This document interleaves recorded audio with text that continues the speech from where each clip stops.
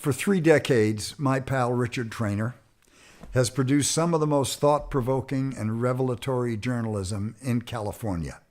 He's won the Society of Professional Journalists Award first prize 3 times. He's covered terrorism, politics, urban design, and architecture. His past editor at the Sacramento Bee said this about him: "Over the past several years, Richard Trainor has produced some of the best stories that have appeared in this newspaper, and I dare say on the entire West Coast." In 1997, while he was working on this book, Paradise Lost, high-speed trains get waylaid, shady politicians get billions, he was mysteriously mugged and nearly beaten to death.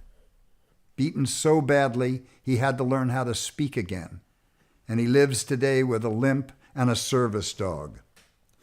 The intervening 20 years have been a disaster. They bankrupted him, they took his health, cost him over $200,000 in attorney's fees, medical bills. He's been evicted. He's tried to recoup his losses through the state crime victims unit, which passed him from person to person and hand to hand, and to date, he hasn't received a penny. To me, this is a free press issue. Richard is a victim of forces that don't want us to know the truth, the kind of journalists that in other countries are being killed, and in this country was very nearly killed. We're doing this fundraiser to help him pay off some of his debts, help him get a little grub stake, and get the hell out of Dodge and go to Europe where he feels safe. I'd like you to meet the man himself and hear him answer a few questions, and then I'd like to ask you to reach into your pockets, like I've done, and see if we can't keep this fearless, selfless reporter alive, breathing, and with some vestiges of happiness in his dotage. Meet Richard Trainor. So Richard, tell us how you got started on the book Paradise Lost, the whole high-speed train scam. And the high-speed rail scams.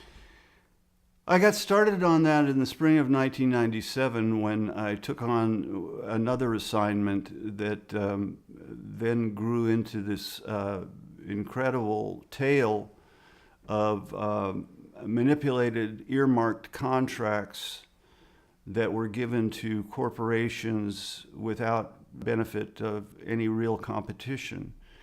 And I watched this loosely affiliated gang pull the same scam with manipulating stocks on 11 different occasions between 1997 and the present day. As fully as I was capable of documenting it, and the documents are all in the appendix of the book, there is nothing theoretical, or I'm not asserting or contending or alleging. I'm stating for absolute fact that on this project, this many hundreds of millions of dollars produced, on this one, this much billions of dollars, etc. There are 11. So what is it that you think caused your book to be ignored by the press, the media, the powers that be? That's a mystery to me, Pete. When I had been an award-winning journalist in the 80s and 90s, stories like this were ones that people salivated over, and all the various and sundry publications vied with one another to get it out. And when I came back from France, the whole world had changed. The world of journalism was no longer the same. The Gary Webb series on the Iran-Contra cocaine was indicative of that, and I just didn't pay any attention. I just went ahead and exposed it, and then it was ignored by newspapers that I won journalism awards for, magazines, etc. They ignored it, and nobody said a word. So you uncovered a lot of stuff. It's sourced, it's footnoted. Did you report these crimes, I guess is the best word, to law enforcement? Well, I reported it to every law enforcement agency in the state of California and the United States of America, beginning with the FBI in September of 1998, followed by the Securities Exchange Commission, the IRS, the state attorney general, the U.S. attorney general, presidents, governors, you name it. And the closest that I came to any success whatsoever was with the IRS, and I filed a whistleblower suit against the principals and the corporations in 2003, and it went nowhere. So tell us how you finally came to the conclusion to leave California and move abroad. I can't work here. It's not that I don't think that I can work. I know I can't work here. I have been blacklisted by the very publications who I won journalism awards for and produced great bodies of work for.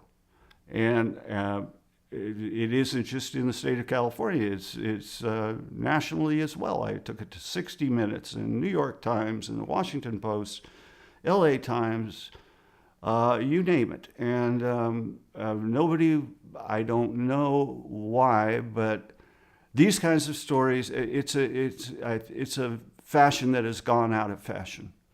People don't want these stories any longer. And so I concluded, if I can't make a living here and I can't work here, maybe I can work abroad. I went over there and I found some work, and I'm happy over there. So, as I said earlier, you were assaulted, you were nearly beaten to death. Could you tell people the long-term effects that this has had on your health, your ability to earn a living, your general day-to-day living? I'm permanently disabled. There is nothing I can do about that. My right foot feels like it's got a shot of Novocaine in it. It used to be that way on my whole right side. I have a condition called syncope, which is like a mild epileptic fit that occurs.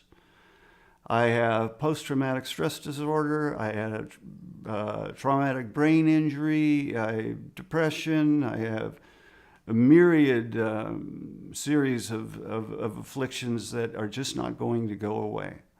And I do the best I can. I work as hard as I can. I'm not lazy. But I have had a very difficult time obtaining services here. I'm amazed, for a guy that was so badly beaten, how much you're still managing to do. Would you tell us about the online magazine you're starting? Yeah, thanks.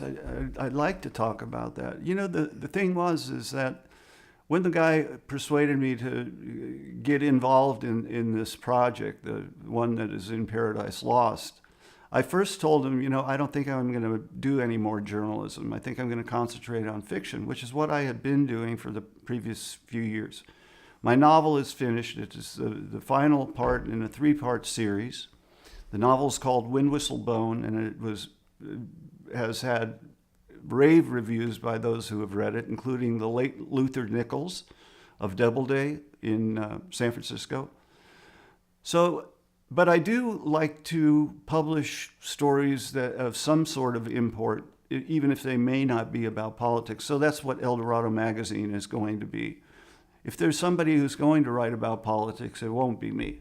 I'll write about California history and personal things and travel and film, etc. But I am done with political reporting.